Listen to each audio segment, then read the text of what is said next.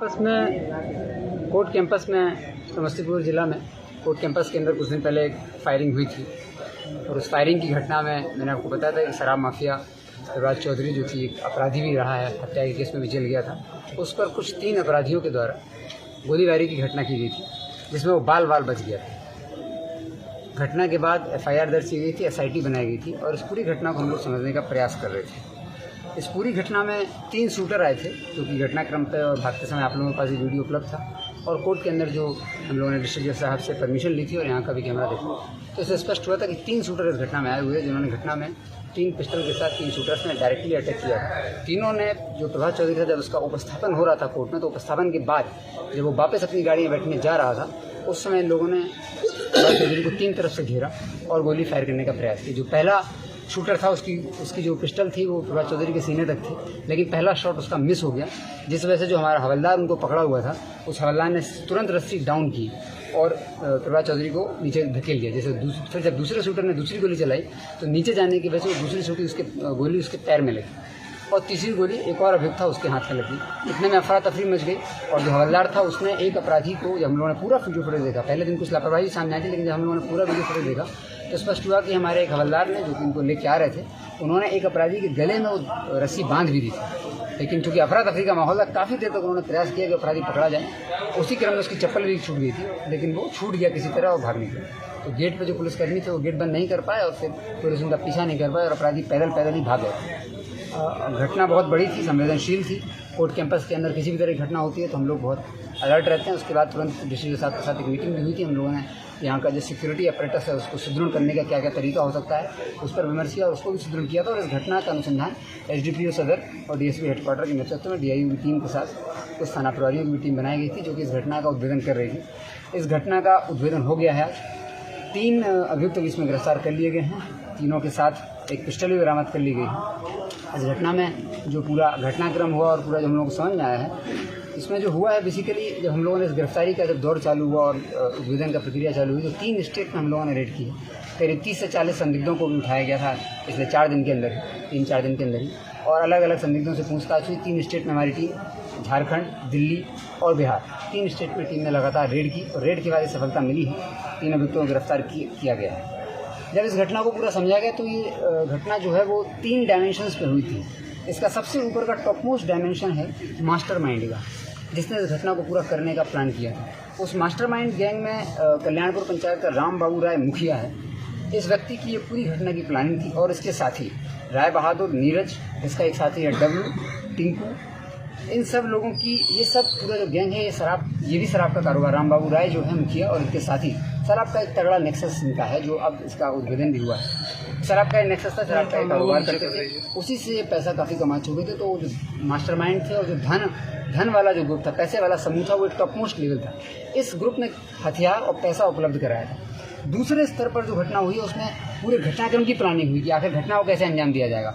उसमें इस शराब माफिया का एक साथी है गोलू ने अपने बाकी साथी कारगिल, टेनी और विजय ड्राइवर, इन 4 लड़कों के साथ मिल करके इस घटना को प्लान करने का अंजाम दिया कि कैसे शूटर बुलाएंगे, कहाँ रहेगा, गाड़ियाँ कैसे उपलब्ध होंगी, रेकी कोट की कौन करेगा। और तीसरे लेवल पर 3 शूटर्स हैं जिन्होंने इस घटना को अंजाम दिया और एक रेकी करने वाला लड़का था। तो 3 शूटर्स में ओवैश नाम का लड़का था और 2 शूटर बाहर से इन्होंने झारखंड से बुलाए थे और एक रेकी करने वाला लड़का था। तो ये 3 लेवल की घटना थी। जब ये घटना अंजाम देगी तो इस घटना की पूरी प्लानिंग शुरू होती है आज से करीब 1.5 साल पहले। इनफैक्ट इस घटना के अगर हम लोग बैकग्राउंड में जाएं तो 2018-19 में रघुवर राय की हत्या हुई। उस हत्या के बाद इस कल्याणपुर और चकमेसी का जो क्षेत्र है उस पंचायत उस क्षेत्र में एक वैक्यूम आया था पावर का। उस वैक्यूम को कवर करने के लिए प्रभात चौधरी नाम का लड़का नया शराब माफिया बना और गैंग में आया और आपराधिक गिरोह उसने अपना बनाया। उसको लगातार STF ने भी उसको कार्रवाई की, हम लोगों ने भी कार्रवाई की। उसको पकड़े कुछ दिन पहले हम लोगों ने जेल भेजा। तो उसने अपना एक 10-15 लड़कों का एक गिरोह बना लिया था जो कि आपराधिक घटनाओं को भी अंजाम देता था। एक मर्डर भी उसने कराया था शमशेर का, उसमें भी वो काफ़ी समय जेल में रहा 2018-19 में। वो जब जेल चला गया और पिछले 1.5 साल से रघुवर राय की हत्या होने के बाद 1.5 साल से जो पावर वैक्यूम था उसको भरने के लिए राम बाबू राय और उनके साथी आगे आए। कुछ लोगों की मदद से, कुछ और लोग थे इसमें, उनकी मदद से इन लोगों ने अपना साम्राज्य स्थापित करना चालू किया। और ये लोग भी ठेकेदारी तो ये सामने से दिखाते थे लेकिन असलियत में ये लोग शराब कारोबारी थे और शराब का भी इन लोगों ने कारोबार चालू किया और अपने आप को एक धन बल का इन्होंने अच्छा इकट्ठा कर लिया। और ये लोग उस पूरे क्षेत्र में अपना प्रभाव बनाए हुए थे कि कोई भी शराब की गाड़ी उतरेगी या किसी तरह का अवैध काम होगा, आपराधिक काम होगा तो इनके संरक्षण नहीं होगा। ये जानकारी हम लोगों को इस पूरी घटना के उद्भेदन के दौरान हुई है। तो जब इन लोगों को ये पिछले 1.5 साल से काफ़ी मजबूत हो गए थे, मजबूत होने के बाद इस घटना की प्लानिंग जो इन लोगों को क्यों करनी पड़ी, क्योंकि प्रभात चौधरी भी जेल में था, लेकिन वो जेल से ही अपना कुछ अवैध धंधा कराने का प्रयास कर रहा था। तो ये लोग चाह रहे थे कि इस पूरे क्षेत्र में इन्हीं लोगों का कब्जा रहे, रामबाबू राय और इनके साथियों का कब्जा रहे, इसलिए इन्होंने इसको हत्या कराने की योजना बनाई। हत्या कराने की योजना बनाने के लिए इन्होंने 15 जुलाई 2023 को पहली मीटिंग इसकी हुई। रामबाबू राय के कल्याणपुर के इसके जो मेन उसका घर है उसी घर में बैठक हुई। उसमें 2 शूटर और 2 लाइनर उसमें पहुंचे और रामबाबू की जो शराब कारोबारी साथ में थे, जो शराब का काम संभालते थे, वो लोग पहुंचे। करीब 6-7 लोगों की ये मीटिंग थी। उस मीटिंग में तय हुआ कि घटना कराने की सारी जिम्मेदारी रामबाबू ने अपने साथी गोलू, रामबाबू और डब्लू ने मिल करके अपने साथी गोलू को दी। गोलू जो कि रैपुरा का रहने वाला है, उसको जिम्मेदारी दी गई कि वो शूटर्स को बुलाए और इस घटना को अंजाम दे। इस घटना को करने के लिए 60 लाख की डील हुई थी। 60 लाख रुपए गोलू को मिलने थे, जो कि गोलू अपने अन्य शूटर्स में लेता और स्वयं को देता। 60 लाख की इस घटनाक्रम के बाद 15 जुलाई की बैठक जो इनकी हुई, उसके बाद गोलू ने प्लानिंग बनाना चालू किया।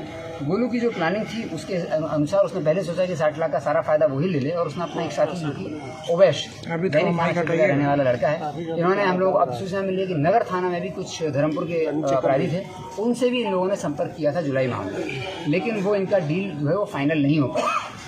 जब वो डील फाइनल नहीं हो पाया तो गोलू ने फिर अपने मोहल्ले के अपने बगल पड़ोसी गाँव के ओवैश से संपर्क किया। ओवैस से संपर्क करने पर ओवैस ने अपने एक साथी टेनी के साथ मिलकर के इस घटना को अंजाम देने का प्लान बनाया। इन लोगों ने 3 बार कम से कम कोर्ट में आए ये लोग और घटना करने का प्रयास किया।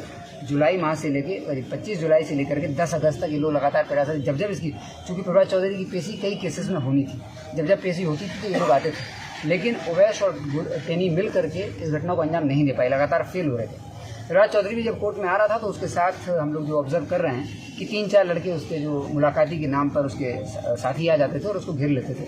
इन लोगों को भी अंदाजा था कि कहीं ना कहीं घटना होने वाली है, तो जब इनको स्पॉट करते थे कुछ लड़के, इस चक्कर में वो घटना नहीं कर पा रहे थे। तो बाद में जब ओवैश ने और टेनी ने इस घटना को करने से इनकार कर दिया कि वो नहीं कर पाएंगे, तब जो छोटू है, गोलू है, उसका ड्राइवर है विजय ड्राइवर ने अपने कुछ शराब माफिया के इसका लिंकेज है झारखंड में, वहाँ झारखंड से इन लोगों ने 2 शूटरों को बुलाया और एक ओवैश को रखा, और वो 2 शूटर आए। 26 तारीख को ये लोग समस्तीपुर आ जाते हैं। 26 तारीख को समस्तीपुर आने के बाद वास्तु विहार, मुसरीघरारी वास्तु विहार एक जगह है जहाँ पे एक पूरा कॉलोनी बनी हुई है, उसमें एक फ्लैट पर ये लोग उन अपराधियों को रुकवाते हैं। उस मालिक को ये लोग, जो फ्लैट का जो ओनर है, उसको भ्रमित कर देते हैं और गोलू उसको बताता है किसी और कार से लेना, और वहाँ पर अपराधियों को रुकवा देता है। अपराधी वहाँ पर रुकते हैं। एक पिस्टल जो है ना रामबाबू राय ने ही उपलब्ध करा दी थी, और हथियार 60 लाख रुपए की डीलिंग भी रामबाबू राय ने उपलब्ध करा दी। उस वास्तु विहार वाले फ्लैट पर ये तीनों अपराधी आके रुकते हैं। वहाँ पर पूरी प्लानिंग होती है घटना की, और घटना की प्लानिंग होने के बाद तीनों अपराधी मिल करके इस कैंपस में आते हैं। कैंपस में आने के बाद करीब 11:15 बजे लोग कैंपस में आ गए थे। 1.5 घंटे तक इस कैंपस में लोग रहे। पेड़ के नीचे जहाँ पर पार्किंग होती है मोटरसाइकिल की, वहाँ पर इतने अधिकारी अपराधी आ जाते हैं। हम लोग यहाँ पर CCTV फुटेज भी लगा हुआ है, तो CCTV फुटेज से भी पूरा घटनाक्रम स्पष्ट हुआ कि ये लोग वहाँ आकर के रेकी करते हैं, पूरा मूवमेंट समझते हैं। घटना करने के दिन भी इन लोगों ने त्रिस्तरीय घटना की योजना बनाई थी। सबसे पहली लेयर जो थी, सबसे निचली लेयर, वो थी 3 शूटर्स की, जो कि इस कैंपस में और जहाँ कैदी जा रहा है उसके आसपास ही थे। उसमें 3 शूटर थे और एक रेकी करने वाला टेनी था। दूसरी लेयर थी गोलू की, जो कि कैंपस के गेट के बाहर खड़ा हुआ था अपने 2 साथियों के साथ। उसका काम था कि जैसे ही घटना होगी तुरंत वो भागेगा, और मोटरसाइकिल और 4 व्हीलर का उसने इंतजाम कर रखा था भागने के लिए। हम लोग भी पहले आश्चर्यचकित थे कि पैदल कैसे भागें, लेकिन बाद में समझ में आया कि रोड पर मोटरसाइकिल और 4 व्हीलर का इंतजाम करने के लिए दूसरी टीम थी। और तीसरी टीम थी मुखिया की। रामबाबू राय मुखिया स्वयं उस दिन, घटना के दिन, अपने घर से कल्याणपुर से निकलते हैं। यहाँ वो पहुँचता है कोर्ट के पास, और कोर्ट के पास पूरी टीम से करीब 12:30 से 1 के बीच में बाहर बुला करके रोड पर मुलाकात करता है, सबसे ओके करता है, घटना को समझता है, और इनको अपना सबसे मिल करके, शूटर से और जो इनका गोलू है उससे मिल करके ये फिर बताता है कि हम निकल जाएंगे मुंगेर की ओर। अपना जानबूझ के अपने आप को मुंगेर निकल जाता है। इस घटना में जो दूसरा प्लानर, जो 30 लाख रामबाबू देता और 30 लाख डब्लू देता, डब्लू ने भी अपने आप को सेव करने के लिए घटना से 10 दिन पहले शराब के एक छोटे से केस में पटना पुलिस के सामने जाके 37C का एक केस कराया, जहाँ शराब पीने के क्रम में वो पकड़ा गया, जिसको फाइन देके वो छूट सकता था, लेकिन उसने जानबूझ के फाइन नहीं दिया ताकि वो जेल में चला जाए और इस बात का सबूत बना पाए कि वो घटना के दिन तो जेल में था। जब डीलिंग हो गई थी और वो डब्लू जेल में चला गया, और रामबाबू राय यहाँ पर 12 बजे अपने अपराधियों से मुलाकात करने के बाद मुंगेर चला गया और रात में अपने घर वापस लौटा। और रामबाबू राय के जो शराब के अन्य साथी थे, वो इस कोर्ट कैंपस का तीसरा घेरा बनाए हुए। कि अगर कुछ अनहोनी होती है, कोई पकड़ा जाता है, तो वो लोग फिर आगे की घटना को अंजाम देते हैं। पूरी घटना को एग्जीक्यूट करने के लिए भी इन्होंने त्रिस्तरीय प्लानिंग कर रखी थी। इस घटना में फिर जो एविडेंसेस हम लोगों ने देखे, साक्ष्य आए हैं, राम बाबू राय घटनास्थल पर आते हैं, गोलू जिसको जिम्मेदारी दी जाती है वो एक शूटर के साथ राम बाबू राय के घर पर जाता है। 15 जुलाई को प्रॉपर मीटिंग होती है, इस मीटिंग के साक्ष्य हमारे पास मौजूद है। उस मीटिंग में तय हो जाता है, पैसे की डिमांड तय हो जाती है। उसके बाद जो कारगिल नाम का अपराधी है वो इनको अन्य हथियार और 4 व्हीलर स्कॉर्पियो भागने के लिए उपलब्ध कराने की बात करता है। पुराना अपराधी है कारगिल, उसने 4 व्हीलर और हथियार उपलब्ध कराने की बात की, तो उसने ये उपलब्ध कराया। बाकी जो इसके साथी थे वो कोर्ट कैंपस को चारों ओर से घेरे हुए थे। फिर इन लोगों ने घटना को अंजाम दिया। घटना को अंजाम देने का ये लोग पैदल भागे हैं। दोनों शूटर वास्तु विहार के अपना जो इनका प्लेस है वहाँ पहुँच जाते हैं, और बाकी जो लोकल टीम है वो स्कॉर्पियो गाड़ी पकड़ के अपने घर पहुँचती है, और सामने ये लोग अपना ज़िला छोड़ करके अपने अपने भागने की जगह पहुँच जाते हैं। फाइनली जब ये लोग समस्तीपुर आते हैं लौट करके, तो सबसे पहले हम लोगों ने शूटर को उठाया था, उससे पूरी पूछताछ की, उसने सारा घटनाक्रम बताया, उससे सारे एविडेंसेस मिले, इनका जो टेक्निकल एनालिसिस है वो हुआ, उससे पूरी घटना स्पष्ट है। उसके बाद राम बाबू राय की भी कल गिरफ्तारी हुई, और गिरफ्तारी के बाद फिर कारगिल की भी गिरफ्तारी हुई है। और इसमें जो राम बाबू राय के जो शराब माफिया के जो लिंकेजेस हैं ग्रुप है, उन सब में भी एक अभियुक्त की भी गिरफ्तारी हुई, जिससे आज पूछताछ चल रही है, उसको कल जेल भेजा जाएगा।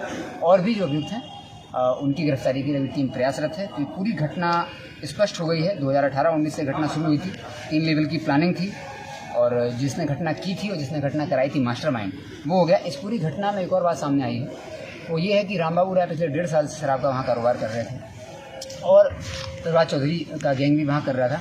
लेकिन कल्याणपुर थाना और चकमेसी थाना, इन दोनों के क्षेत्र में कार्य हो रहा था। बार बार इनको निर्देश भी दिया गया था, लेकिन चूँकि ये शराब माफिया संगठित होकर के कार्य कर रहा था, तो हम लोगों ने जब देखा तो कल्याणपुर और चकमेसी में राम बाबू राय के खिलाफ एक भी FIR दर्ज नहीं है, लेकिन डब्लू के खिलाफ कुछ FIR दर्ज हुई है, जिससे थाना प्रभारी का अपने क्षेत्र पर शराब माफियाओं के विरुद्ध जो नियंत्रण है और कार्रवाई है उसमें कमी परिलक्षित हो रही है।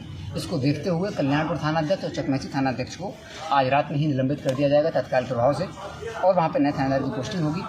साथ ही जो राम बाबू राय है, इसका अगला स्टेप क्या है, इसके ऊपर कौन है। सफ़ेद पोस्ट माफिया की भी हम लोगों को इसमें समझ में आ रहा है कि इसके ऊपर भी एक लेयर कोई होना चाहिए। तो वो 4th लेयर कौन है जो राम बाबू राय को संरक्षण दे रहा था।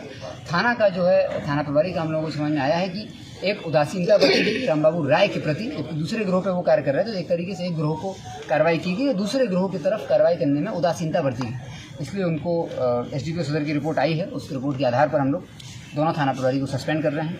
ऐसी विभत्स घटना अगर लगातार इस पर कार्रवाई हो रही होती तो शायद ये कोर्ट कैंपस में एक घटना नहीं होती। और जो राम बाबू राय के जो ऊपर जो सफ़ेद पोस्ट माफिया का जो ग्रुप होगा उसको हम लोग तलाशेंगे। इस पूरी घटना में हमारे town inspector, Karpoori Gram inspector SHO, Pusa SHO, Mukesh DIU से, सब इंस्पेक्टर मुकेश DIU से, DIU प्रभारी और DIU से कांस्टेबल अरविंद, साथ ही SHO ताजपुर, SHO मुसरी घरारी और दल सिंह सराय SHO अनिल, इन सब लोगों ने पिछले 4 दिन से रात दिन मेहनत की है, और तीनों अभियुक्तों को मात्र 3 से 4 दिन के अंदर सारे अभियुक्तों के, तीनों में जो मेन अभियुक्तों को गिरफ्तार कर लिया गया। झारखंड के जो 2 शूटर हैं उनकी गिरफ्तारी की लिए टीम निकली हुई है, शीघ्र ही उनकी भी गिरफ्तारी कर ली जाएगी। इस पूरे घटनाक्रम का खुलासा हो गया, तीनों अपराधियों का जेल भेजा जाएगा। Thank you.